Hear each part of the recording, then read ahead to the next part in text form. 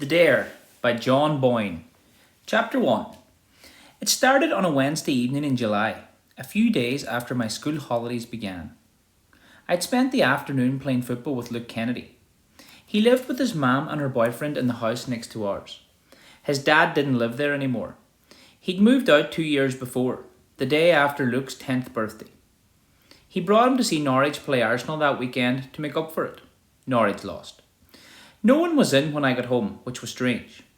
It was only 4:30, so I knew Dad wouldn't be home for another hour yet, but Mum wasn't usually out at this time of the day. I went into the kitchen, opened the fridge, and drank some milk straight from the carton. I liked being home alone, although it was better if it was closer to Christmas and I could look for hidden presents. There wasn't that much to do during the summer. I went upstairs and stopped outside Pete's room. He'd had been at university since October and was supposed to be coming back for the summer to work in Dad's shop. But he'd phoned a few days earlier to say that he was going to take a train around Europe with his friends instead.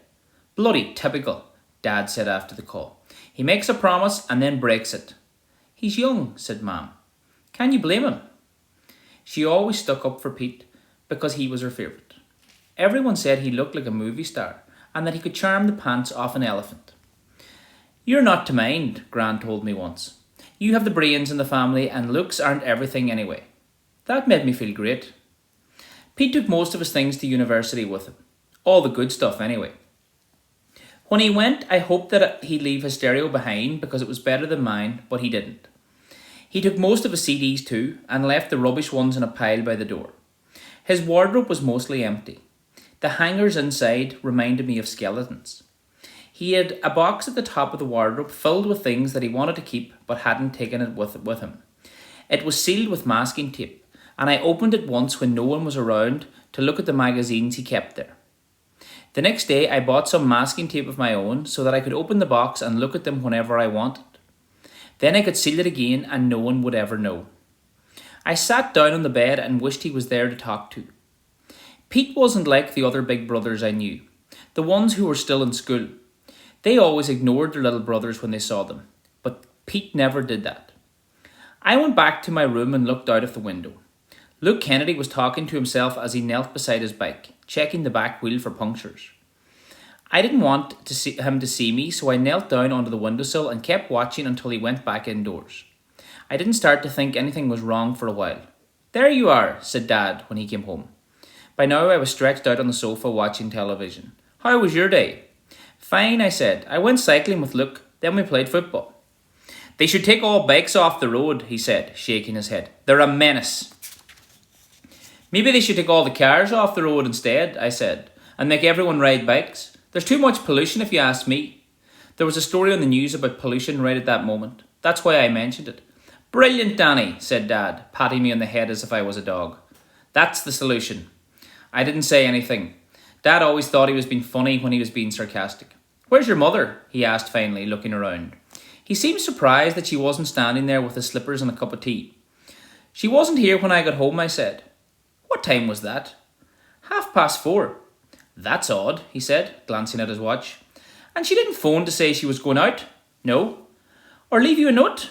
I didn't see a note, I said after a moment. But I didn't really look either. Normally, if she wasn't going to be home on time, Mum left a message on the pad by the phone. I'd forgotten to look when I got home. Dad went into the hall and came back a moment later shaking his head. No note, he said. She must be held up somewhere. Are you hungry? I thought about it. I'm starving, I said. By 8 o'clock, Mum still wasn't home and Dad was starting to get worried. He phoned a few of her friends, but they hadn't heard from her either. I knew he wanted to phone some more people, but this had happened once before and there'd been trouble. It turned out that Mum had met someone she knew at the library and they'd gone for a drink together and ended up staying out longer than they'd intended. Can I not have a life of my own, she asked when she heard about the phone calls. Or do I have to clear my plans with you first? No, said Dad, smiling as he answered the first question. And yes. He thought he was being funny again. She hardly spoke to him for days after that, and Pete and I had to make the dinners because Dad claimed he couldn't even boil water without burning it. You better go to bed, he said at 9:30 when she still hadn't come home. But I'm on holidays, I said. I've no school in the morning. You still need your sleep, he said. So just do as you're told, please, young man. Normally, I would have tried to hold out for a bit longer, but I could see that he was worried. I was starting to worry too, and thought I might be better off worrying alone in my bedroom than down there with him. So I went upstairs and put a CD on. But after a few seconds, I turned it off because I didn't want to miss the sound of Mum putting her key in the door downstairs. I went over to the bedroom window and looked out. Mrs. Kennedy's window was facing mine, and sometimes I saw her in her room when I went to pull my curtains before going to bed.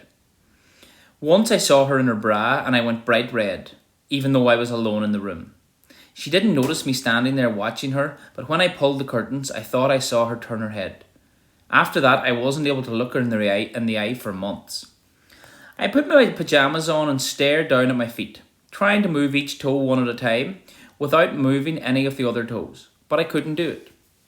I'd started to read David Copperfield by Charles Dickens, but when I tried to get back to it now, I couldn't concentrate and kept reading the same line over and over again.